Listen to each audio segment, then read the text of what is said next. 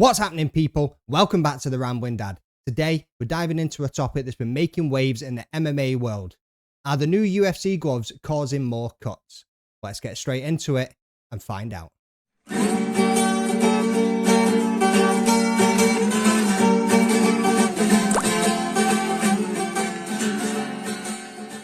We've all seen it before. Fighters getting split open by glancing punches. But what if I told you that the new gloves might be a contributing factor? Sounds crazy, right? Well, let's break it down. The UFC introduced the new 3/8 and 5/8 gloves at UFC 302 June the 1st, 2024. And boy, did they make some changes. The glove technology includes a reduced weight, 10 unisex sizes from triple small to extra large, and a summer profile that removes excess space on the outside of the hand. But what's more interesting is the removal of the finger binding that allows the hand to close into a fist more naturally. But here's the thing, padding has been added to the sides of the glove at the index and pinky fingers to provide more protection for the hand. Sounds great, right? Well, let's see how it plays out in action. The 3/8 will be a gunmetal glove for all 3-round fights. The 5/8 will be a gold glove for all championship round fights. And if you thought that was confusing enough, there's also a turquoise, baby blue type color for the Dana White's Contender Series and a red glove for events like Road to the UFC Asia. UFC CEO President Dana White said in a statement that the redesign will truly be a game changer for the entire sport of MMA. These gloves will feel lighter,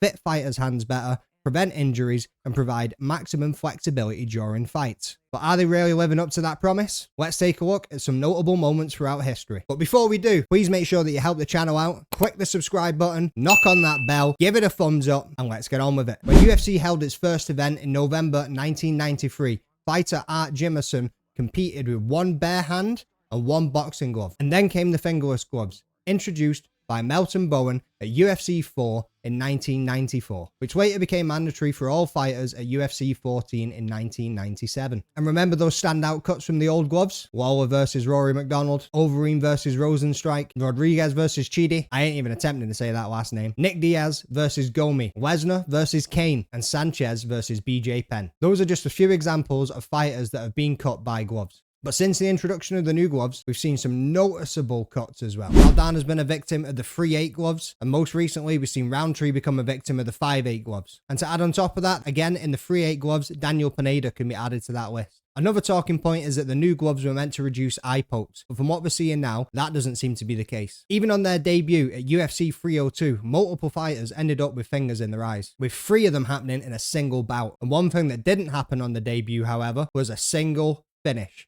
Why isn't it possible? It's just not. Why not, you stupid bastard?